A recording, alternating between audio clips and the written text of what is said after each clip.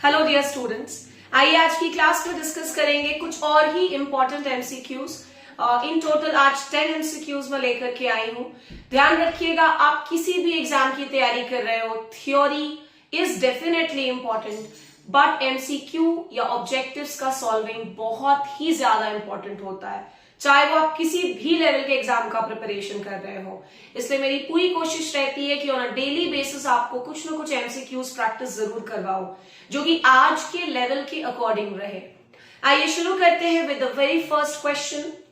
पहला क्वेश्चन है, एक्सटेंशन से IRDP was launched in the year. आज के सेशन में आपको ऑलमोस्ट कोशिश की है मैंने कि सारे सब्जेक्ट से क्वेश्चन लूं, हालांकि N2 से क्वेश्चंस आपको ज्यादा देखने को मिलेंगे।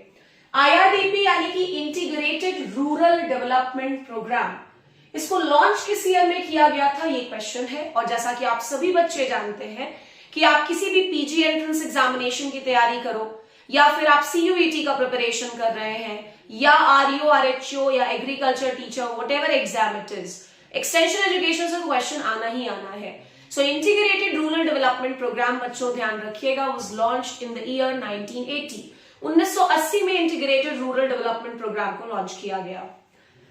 Coming to question number 2, which of the following is an EPN? इनमें से कौन एक एंटोमोपैथोजेनिक नेमाटोड है?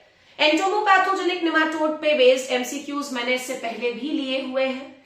इनमें से क्या पूछा गया है कि कौन सा एक एंटोमोपैथोजेनिक नेमाटोड है, यानी ऐसा नेमाटोड जो इंसेक्ट्स में डिजीज कॉज कर सकता हो। अब ऐसे नेमाटोड्स तो ऑब्वियस सी बात है हमारे लिए बहुत हेल्पफुल हो जाएंगे, बिकॉज हार्मफुल इंसेक्ट्स के बायोलॉजिकल कंट्रोल करने में हम इन नेमाटोड्स को यूज कर सकते हैं।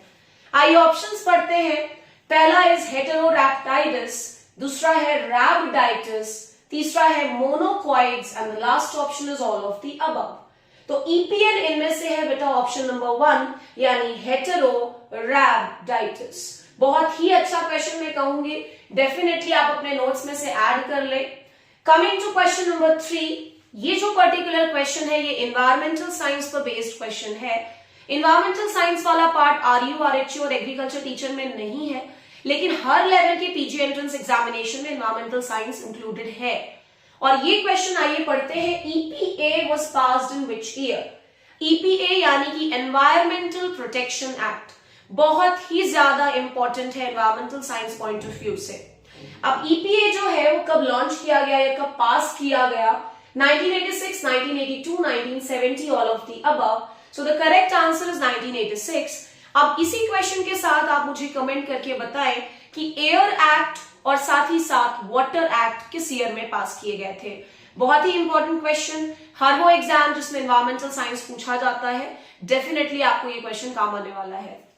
Coming to question number 4, Azotobacter is used as, बहुत ही common question and I hope आप सभी से बनेगा ये क्वेश्चन कि एजोटोबैक्टर को हम किस रूप में यूज करते हैं। क्या हम इसे नेमाटिसाइड्स के रूप में यूज करते हैं, या फिर बायोफर्टिलाइजर, या फंजिसाइड, या नन ऑफ द अबव?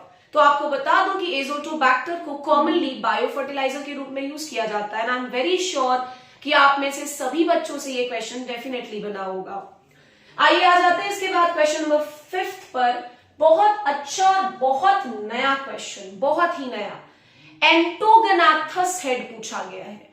अभी तक हमने जनरली 3 तरह के माउथ पार्ट्स या फिर टाइप्स ऑफ हेड में पढ़ा है, ओफिस्थोगनाथस, हाइपोगनाथस, इफ यू पीपल रिमेंबर।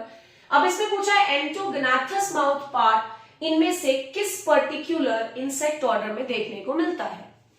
आप सभी से मैं चाहूंगी कि आप प्लीज मेहनत करें और मुझे बताएं कि एंटोगनाथस माउथ पार्ट एक्चुअली क्या होता है। ढूंढेंगे, डेफिनेटली आपको समझ में आ जाएगा। अगर मैं बता दूंगी तो क्या हो जाएगा कि आप ना ही ढूंढोगे, शायद आपको ध्यान भी ना रहे। बट एक नया शब्द मिला है तो थोड़ा मेहनत करिए, ढूंढ करके मुझे कमेंट में जरूर बताइए कि एंटोगनाथस माउथ पार्ट्स क्या होते हैं। फिलहाल मैं आपको आंसर बता देती हूँ, लेपिडोप्टेरा, हाइमेनोप्टेरा, कोलम्बोला या नन ऑफ द अबव। तो एंटोगनाथस जो माउथ पार्ट है ये रिपोर्ट किया जाता है कोलम्बोला में। जरूर से मुझे कमेंट करके बताइएगा, बिकॉज ये बहुत इंटरेस्टिंग टाइप का माउथ पार्ट है। एक बार चेक करेंगे तो आपको पता चलेगा कि एक्चुअली ये होता क्या है। Coming to question number 6, book lice belongs to the order Lepidoptera, Hymenoptera, Socoptera, Nota, तो जो बुक लाइस है बच्चों, this belongs to the order Psocoptera. और आपको बता दूं कि ये JRF एंटोमोलॉजी 2021 का क्वेश्चन था, जिसको मैंने यहां पर लिया है, काफी इंपॉर्टेंट है। सो डेफिनेटली आपको आने वाले एग्जाम में बेनिफिट करेगा। Coming to question number 7, which of the following is a tanning hormone? इनमें से कौन सा एक टैनिंग हार्मोन है? एंटोमोलॉजी तो आप बहुत पढ़ते हो, आपने एक डाइसोन सुना है, आपने जुवेनाइल हार्मोन सुना है, बट यहां पर पूछा गया है टैनिंग हार्मोन। टैनिंग मतलब जो कलर प्रोवाइड करता हो, something like that only, tanning hormone. पहला ऑप्शन है डाइसोन, दूसरा है bursicon, juvenile hormone, NOTA. So यहां पर आंसर हो जाएगा टैनिंग हार्मोन के लिए bursicon. And I am very sure ये आप सभी के लिए बहुत नया होगा। और आपको बता दूं कि ये क्वेश्चन JRF एंटोमोलॉजी 2021 का क्वेश्चन रह चुका है। सो डेफिनेटली इसे नोट डाउन कर लीजिएगा, मार्क इट एज इंपॉर्टेंट। आने वाले किसी भी एग्जाम में मे बी रिपीट हो सकता है ये क्वेश्चन। आइए इसके बाद आ जाते हैं क्वेश्चन नंबर 8 पर। Paja is a root stock of mango, pear, peach and cherry. So मैंने पढ़ाया भी है आप सभी को ऑफलाइन और ऑनलाइन क्लासेस में कि जो पाजा है that is a root stock of cherry. Root stock भी एक ऐसा पार्ट है हॉर्टिकल्चर का जहां से आपको क्वेश्चंस देखने को मिलेंगे ही। JRF हॉर्टिकल्चर दो, RHU दो, ADH दो, कोई भी particular examination, definitely root stocks पूछा जाता है। Tommy Atkins is a root stock of mango, pear, peach and cherry. तो आपको बता दूं कि टॉमी एटकिंस जो है ये मैंगो का एक इंपॉर्टेंट रूट स्टॉक है। कमिंग टू क्वेश्चन नंबर 10, जो कि आज की क्लास का लास्ट सेशन है, आई मीन लास्ट क्वेश्चन है। The chromosome number of mango is 30, 40, 60 and NOTA.